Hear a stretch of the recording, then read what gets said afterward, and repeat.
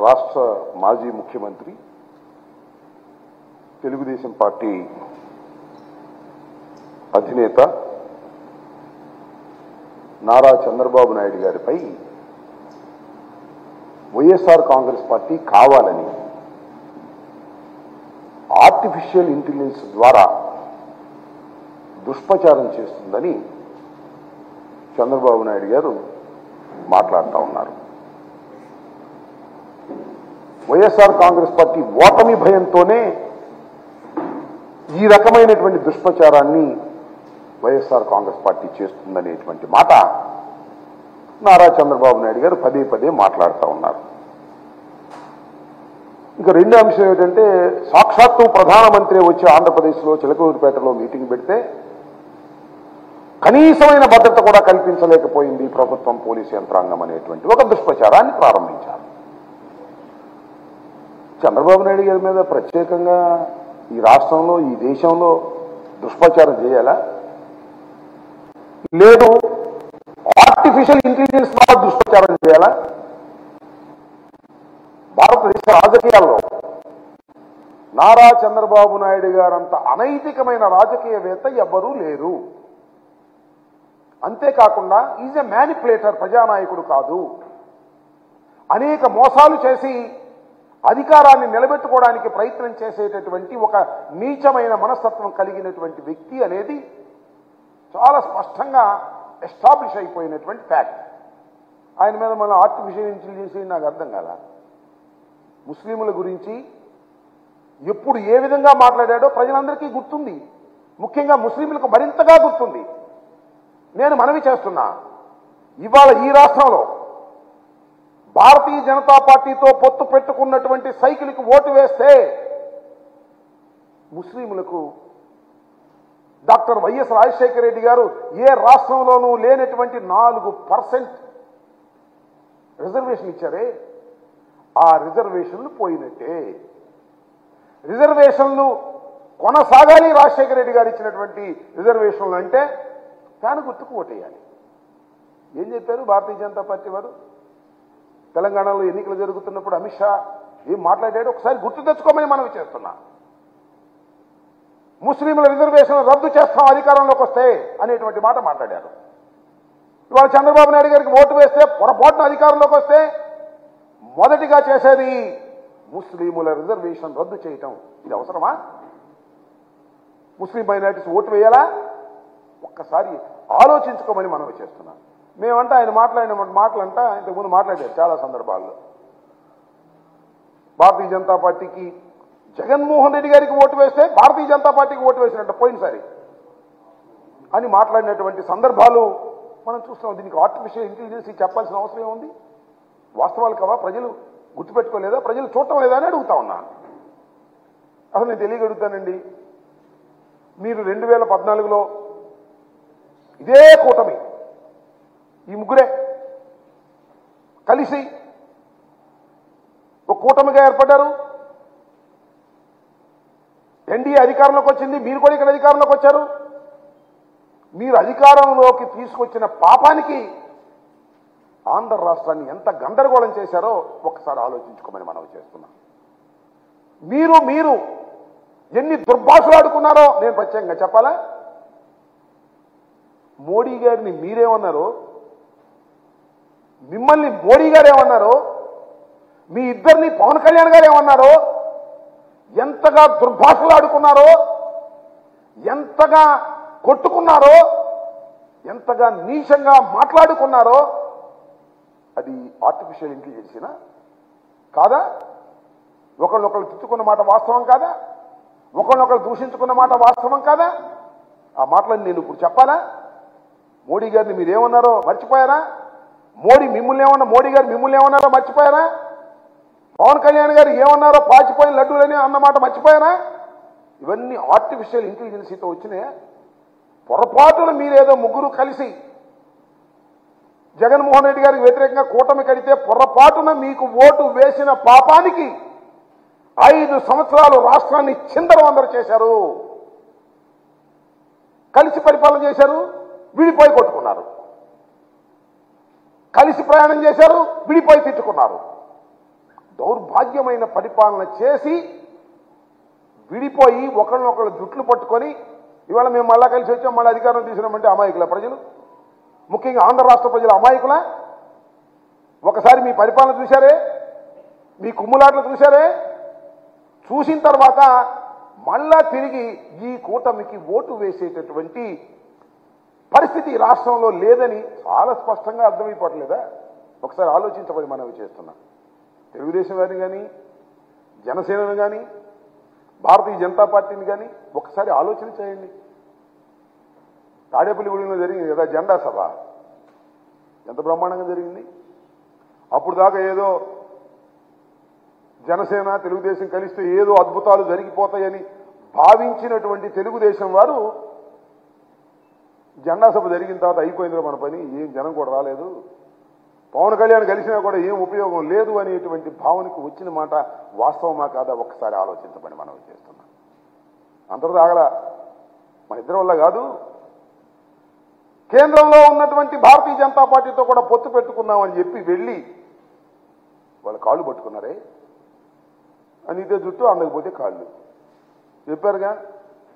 ఒకప్పుడు టెర్రరిస్ట్ అని చెప్పినటువంటి ప్రధానమంత్రి టెర్రరిస్ట్ అని చెప్పినటువంటి చంద్రబాబు నాయుడు గారు వెళ్ళి అమిత్ షా ఇంటి ముందు పడిగాపులు కాసి కాళ్ళు పట్టుకొని, మళ్ళా నేను చెప్పే మాటలు కాదు ఇది, వాళ్ళే చెప్పుకుంటున్నారు టీవీల్లో, మళ్ళీ వచ్చి పొత్తు పెట్టుకున్నారు.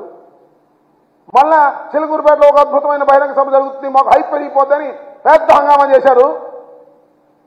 చిలకూరుపేటలో ఏదది ప్రజాగళం, అప్పుడేమో యువగళం, ఇప్పుడు ప్రజాగళం అని పెట్టారు.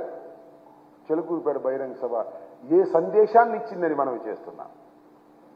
టోటల్ వీక్నెస్ని మీరు ముగ్గురు కలిసి పోటీ చేసినా మీకు బలం లేదు, జగన్మోహన్ రెడ్డి గారిని ఓడించలేరు అనేటటువంటి స్పష్టమైనటువంటి సందేశాన్ని రాష్ట్ర ప్రజానీకానికి ఇచ్చినటువంటి సభ మీ ప్రజాగళం. ప్రధానమంత్రి వచ్చి మాట్లాడినటువంటి ఆ సభ తర్వాత కూడా మీకు హైప్ రాలేదు, ప్రజలు మిమ్మల్ని నమ్మేటటువంటి పరిస్థితి లేదు. అక్కడ ఎవరు ఏం మాట్లాడారో నేను విపులంగా చెప్పవలసిన అవసరం లేదు, కానీ మీ మాట్లాడిన తీరును బట్టే మీరు మీ ఓటమిని అంగీకరించారు అనేది చాలా స్పష్టంగా అర్థమైపోయినటువంటి అంశం.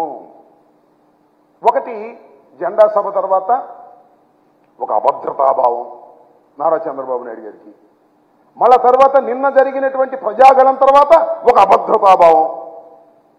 నీ జీవితం అంతా అభద్రతాభావంతోనే బతుకుతున్నావు ఇవాళ జగన్మోహన్ రెడ్డి గారు వచ్చిన తర్వాత.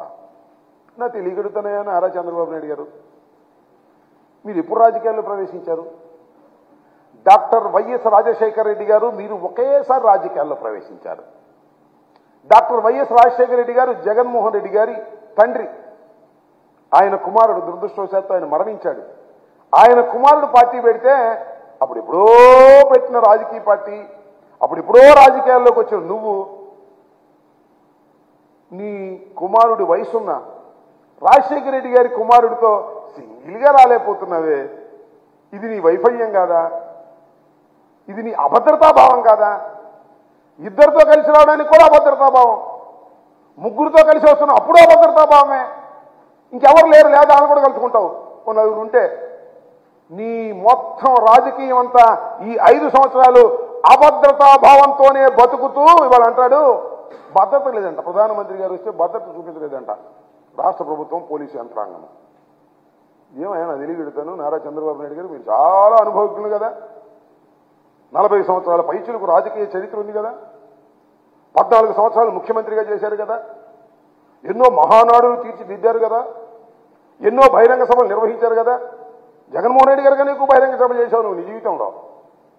నీ దుంపదగా ప్రధానమంత్రి వస్తుంటే మైకు కూడా సరి చేసుకోలేని వాడివి, మైకు కూడా ప్రధానమంత్రి మాట్లాడేటప్పుడు వినిపించుకోకుండా పోతే అది భద్రతా వైఫల్యమా? That is not your negligence. అది నెగ్లిజెన్స్ కాదా? అది నీ అభద్రతాభావం కాదా? ప్రజాగళంలో మైకు మూగబోయింది అంటే అది అపశకునము కాదా? అది నీ ఓటమికి దారి తీస్తుందని అర్థము కాదా? ఒక్కసారి ఆలోచించుకోమని మనవి చేస్తున్నాం. ప్రజాగళంలో నువ్వు ఏర్పాటు చేసుకున్నటువంటి ఒక రాజకీయ మీటింగులో మైకు సరిగా పనిచేయకపోతే ఆ మిక్సింగ్ ప్రజల మధ్యన ఎక్కడో తీసుకెళ్లి పెడితే అది పని చేయకపోతే అది భద్రతాలోపం అని ప్రభుత్వాల మీద నెట్టేస్తున్నావే. ఏమిటి దౌర్భాగ్యమైనటువంటి పరిస్థితి? అసలు నువ్వు మాట్లాడుతున్నప్పుడు కానీ, పవన్ కళ్యాణ్ గారు మాట్లాడుతున్నప్పుడు కానీ, మోడీ గారు మాట్లాడుతున్నప్పుడు కానీ చైర్లన్నీ ఖాళీగా ఉన్నాయే. ఎందుకు ఖాళీగా ఉన్నాయి? అది కూడా ప్రభుత్వ భద్రత లోపమా? ఇది సరుకు లేకే కదా, నీ పార్టీకి సరుకు లేదు, ముగ్గురు కలిసినా సరుకు లేదు, జనం రాలేదు, చైర్లన్నీ ఖాళీగా ఉన్నాయి. ఇంత వైఫల్యం చెంది ఈ వైఫల్యాన్ని ఎవడి మీద నెడదాం? జగన్మోహన్ రెడ్డి గారి మీద నెడదామా? ప్రభుత్వం మీద నెడదామా? పోలీస్ యంత్రాంగం మీద నెడదామా అనేటువంటి ఒక నీచమైన ఆలోచన తప్ప మేము ముగ్గురు కలిసినా జనం రావడం లేదు, ఏమిటి కారణమని ఆలోచించుకునే పరిస్థితిలో మీరు లేకపోవడం చాలా దురదృష్టకరమైనటువంటి అంశంగా నేను భావిస్తా ఉన్నాను. దాంతోపాటు ఎక్కడ చూసిన పుస్తకాల మీద జగన్మోహన్ రెడ్డి గారి బొమ్మేనంట. అదేంటి ఇళ్ల పట్టాలు ఇచ్చిన దాని మీద జగన్మోహన్ రెడ్డి గారి బొమ్మేనంట. స్కూల్ బ్యాగుల మీద జగన్మోహన్ రెడ్డి గారి బొమ్మేనంట.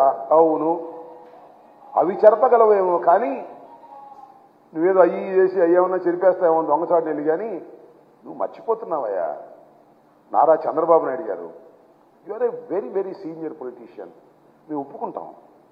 నువ్వు రాజశేఖర రెడ్డి గారితో పాటు రాజకీయాల్లోకి వచ్చినటువంటి వ్యక్తివి, చాలా చూసావు, చాలా చక్రాలు తిప్పానని చెప్పావు. That is all artificial intelligence. అప్పుడు లేకపోయినా ఇది మ్యానిపులేటర్. నీకు ఒక్కటి మనవి చేస్తున్నా, ఈ పుస్తకాల మీద బొమ్మలు చూస్తున్నావు లేదా పట్టాల మీద బొమ్మలు చూస్తున్నావు, మరిచిపోకు. రాజశేఖర రెడ్డి కుమారుడు జగన్మోహన్ రెడ్డి ప్రజల గుండెల్లో బొమ్మ ఉన్నాడయా, పిచ్చోడా, గుర్తుపెట్టుకో. 5 సంవత్సరాల పరిపాలనలో ప్రజలకు మేలు చేసి 30 లక్షల మందికి పట్టాలిచ్చి సంక్షేమ కార్యక్రమాలు నిర్వహించి ప్రజల గుండెల్లో బొమ్మలా నిలిచిపోయినటువంటి వ్యక్తిని చెరపటం నీకు సాధ్యపడిద్దా అని అడుగుతా ఉన్నా. ముగ్గురు కాదు, 3 కోటి మంది ఏకమైన జగన్మోహన్ రెడ్డి గారు ప్రజల గుండెల్లో ఏర్పాటు చేసుకున్నటువంటి చిత్రాన్ని చెరపలేరెవరు? అది నువ్వు చూస్తావు, తొందరలో చూస్తావు. జూన్ 4 కదా, జూన్ 4వ తారీఖున చూస్తావు. ఒక్కసారి ఓపెన్ చేసిన తర్వాత ప్రజలు నొక్కిన ఫ్యాన్ బటన్స్ చూసిన తర్వాత అప్పుడు గుండాగుతుంది. నీకు గుర్తుపెట్టుకోమని మనం చేస్తున్నా. ఎన్ని కుట్రలు కుతంత్రాలు చేసినా, ఎల్లో మీడియా ఉందని రోజు దుష్ప్రచారం చేసినా, జగన్మోహన్ రెడ్డి గారి మీద బుట్టలు బుట్టలుగా బురద జల్లినా, మీ రామోజీరావు లేదా మీ ఆంధ్రజ్యోతి రాధాకృష్ణ, TV5 నాయుడు ఎంతమంది ఎన్ని బురదలు జల్లినా ప్రజల గుండెల్లో ఉన్నటువంటి జగన్మోహన్ రెడ్డి గారి బొమ్మని చెరపటం ఎవడి సాధ్యమో కాదని మనవి చేస్తున్నా. చేతగాని వాళ్ళు చేసే పనులన్నీ చేస్తున్నారు. ఎవడి మీదో నెట్టేసేది, నడవలేక దారి ఒకడన్నా అంటే ఒకడెవడ వెనక. ఆ సామెతిగా నీకు ప్రజలు రాకపోతేను, నీ మైకు పనిచేయకపోతేను ఎవడి మీదో నెట్టేసేయాలనేటువంటి దుర్బుద్ధి వాళ్ళంతా ఆ ఆంధ్రజ్యోతి ఈనాడులో వైఫల్యం, భద్రతా వైఫల్యం అని పుంకాలుగా వాళ్ళు వీళ్ళు స్టేట్మెంట్ ఇచ్చి అవి చూపించి అసలు చిలకూరుపేటలో ప్రజాగళం అట్టర్ ఫ్లాప్ అయిందనేటువంటి విషయం ప్రజలు అనుకుంటుంటే దాన్ని దోవ మరలించాలనేటువంటి ప్రయత్నం చేయటం చాలా దురదృష్టకరమైనటువంటి అంశంగా నేను ఈ సందర్భంగా చెప్పదలుచుకున్నాను. రాబోయే రోజుల్లో కోర్స్ త్వరలోనే ఎన్నికలు జరగబోతున్నాయి, కోడ్ కూడా స్టార్ట్ అయింది. కాబట్టి రాబోయే కాలంలో జరిగేటటువంటి ఈ ఎన్నికల్లో వైఎస్ఆర్ కాంగ్రెస్ పార్టీ అఖండమైన 175 సీట్లు గెలుచుకొని ముందుకు వెళ్తుందని ఈ సందర్భంగా నేను చెప్పదలుచుకున్నాను. మాకేం పని. ఒక విషయం మనవి చేస్తున్నా, ప్రతిపక్షాలు నిర్వహిస్తున్నటువంటి సభలపైన కుట్రలు చేయవలసిన అవసరం జగన్మోహన్ రెడ్డి గారికి లేదని మనవి చేస్తున్నా. నేను ఒకటే చెప్పదలుచుకున్నా, రాష్ట్ర ప్రజలు చూస్తున్నారు. 4 సిద్ధం సభలను నిర్వహించాం. ఎంత అద్భుతంగా నిర్వహించాము, ఎంత అద్భుతంగా ప్రజలు వచ్చారు, ఎంత అద్భుతంగా ప్రజలు దాన్ని రిసీవ్ చేసుకున్నారో మీ టీవీలోనే చూడమని మనం చేస్తున్నా. మీకున్నటువంటి టీవీలోనే చూడమని మనం చేస్తున్నా. మీరు నిర్వహించారే, జెండా సభ నిర్వహించారు పవన్ కళ్యాణ్ గారు మీరు కలిసి. ఇవాళ చిలకూరుపేటలో ప్రజాగళాన్ని నిర్వహించారు మీరు, పవన్ కళ్యాణ్ గారు, మోడీ గారు కలిసి నిర్వహించారు. అసలు ఈ 2 సభలు కూడి మా ఒక్క సభతో పోల్చగలరా మీరు? ఒక్క సిద్ధం సభలో ఈ 2 సభలు కూడిన 20 కూడా లేదు. That is the fact. కారణం ఒక్కటే, ప్రజాబలం. జగన్మోహన్ రెడ్డి గారి సభలంటే ప్రజలు తరలి వస్తున్నారు. మీ ఉమ్మడి సభలంటే ప్రజలు తరలి రావడం లేదు, తోలినా రావడం లేదు. మీ మీద ప్రేమ లేదు, ఎందుకంటే మీ పరిపాలన వారికి నచ్చలేదు. జగన్మోహన్ రెడ్డి గారి మీద ప్రేమ ఉంది, కారణం వారి పరిపాలనలో ప్రజలు సుఖశాంతులతో ఉన్నారు. 2,72,000 కోట్ల రూపాయలు బటన్ నొక్కితే అకౌంట్స్లోకి వేసినటువంటి ప్రభుత్వం ఇంతకు ముందు ఎప్పుడైనా ఉందా? లేదు. భారతదేశంలో ఏ రాష్ట్రంలో అయినా ఉందా? ఒక్క జగన్మోహన్ రెడ్డి గారి ప్రభుత్వం తప్ప. అలాంటి ప్రభుత్వాన్ని ప్రజలు ప్రేమిస్తారు. ఎంత దూరమైనా ఆ ప్రయాణం చేసి ప్రజలు వస్తారు. ఇది సత్యం, ఇది వాస్తవం. ఈ వాస్తవాన్ని గమనించక ఏదో ఆర్టిఫిషియల్ ఇంటెలిజెన్స్ ఏనో, లేకపోతే మీరే వార్తలు రాంచుకుని ఈనాడులోను ఆంధ్రజ్యోతిలోను ఈ పచ్చ మీడియా వార్తలు రాంచుకుని అవి చూసి నిజమని భవించి మీరు పప్పులో కాలేసుకుంటున్నారు ఆయన. ఇది గమనించాలని కూడా ఈ సందర్భంగా నేను చెప్పదలుచుకున్నాను. ఎస్, అదేగా నేను చెప్పదలుచుకుంది. సభ మొత్తం నిర్వహించింది మీరు. ఎలక్షన్ కోడ్ ఉంది, మైకులు కూడా ప్రభుత్వాలు అరేంజ్ చేయాలా?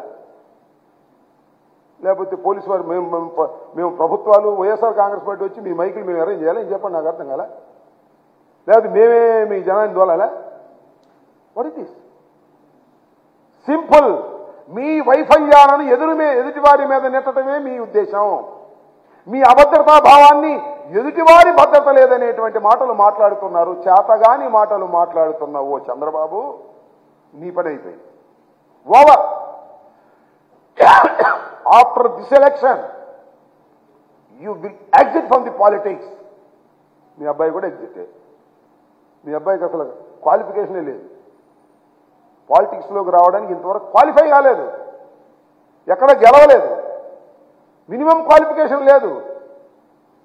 ఇంటర్మీడియట్ కావాలంటే 10th క్లాస్ పాస్ అవ్వాలిగా, ఎంబీబీఏ చేయాలంటే ఇంటర్మీడియట్ బైపీసీ పాస్ అవ్వాలిగా. అయ్యేవి క్వాలిఫికేషన్ లేవు. ఒకసారి మంత్రి అయ్యాడు, ఇంతవరకు క్వాలిఫికేషన్ సంపాదించలేదు. సో ఆఫ్టర్ దిస్ ఎలక్షన్ రా Chandrababu Naidu garu will exit from the politics. వారితో పాటు వారి కుమారుడు కూడా శ్రీమద్ రమారమణ గోవిందే అని ఈ సందర్భంగా చెప్పదలుచుకున్నాను. వాళ్ళ ఇష్టం. కాంగ్రెస్ పార్టీ నుంచి షర్మిలమ్మ గారు కడప నుంచి పోటీ చేయొచ్చు, భారతదేశంలో ఎక్కడి నుంచైనా పోటీ చేయొచ్చు. That is left the Congress party. చాలా చిత్రమైన కామెంట్ చేశారు ప్రధానమంత్రి గారు, కాంగ్రెస్ పార్టీ మేము ఒకటేనని. ఇలా ఉంటాయి రకరకాల. ముందు మీరు అది నేను చెప్తున్నా అవసరం లేదు, కానీ అసలు ఆ రోజు చంద్రబాబు నాయుడు గారు ఏం మాట్లాడారో, పవన్ కళ్యాణ్ గారు ఏం మాట్లాడారో, మోడీ గారు ఏం మాట్లాడారో 3 కలిపి చూడండి ఎంత అద్భుతంగా ఉంటాయో. నేను ప్రత్యేకంగా చెప్పాల్సిన అవసరం లేదు. సో ఎవరు ఎక్కడి నుంచైనా పోటీ చేసేటటువంటి అవకాశం ఉంది, వారికి హక్కు ఉంది. ఎక్కడి నుంచి ఎవరైనా పోటీ చేయొచ్చు. కాంగ్రెస్ పార్టీ అనేది మన రాష్ట్రంలో ఏమీ లేకపోయినా జాతీయ పార్టీగా, ఒకప్పుడు అధికారం చలాయించిన పార్టీగా, ఇవాళ డిపాజిట్లు కూడా రానటువంటి పార్టీ. ఒక్క సీటు కూడా లేదు. ఎక్కడ డిపాజిట్ వచ్చిన సంగతి కూడా నాకు గుర్తులేదు. 2019లో పోటీ చేసినప్పుడు ఎక్కడ డిపాజిట్ వచ్చిందా? ఎక్కడ డిపాజిట్ వచ్చినట్టు కూడా నాకు గుర్తులేదు. సబ్జెక్టు కరెక్షన్ ఎక్కడ 1-2 చోట్ల వచ్చిందేమో నాకు తెలియదు. కాబట్టి అది అంతరించిపోతున్నటువంటి ఒక రాజకీయ పార్టీ. ఆ అంతరించిపోతున్నటువంటి రాజకీయ పార్టీ నుంచి కడపలో నుంచి ఉంటే ఏంటి, వరంగల్లో నుంచి ఉంటే ఏంటి, నర్సాపేట నుంచి ఉంటే ఏంటి, ఎక్కడి నుంచి ఉంటే ఏంటి? కాంగ్రెస్ ఆంధ్ర రాష్ట్రంలో అంతరించిపోతున్నటువంటి రాజకీయ పార్టీ. Okay, thank you. ఉండండి ప్రవేశపెట్టు. మీరు కూడా ఒక నిమిషం ఉండే.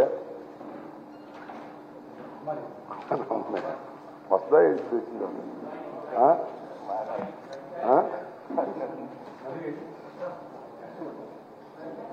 వచ్చి పొరపాటు ఏడవద్దు కదా పర్లేదు ఏముంది ఏమైంది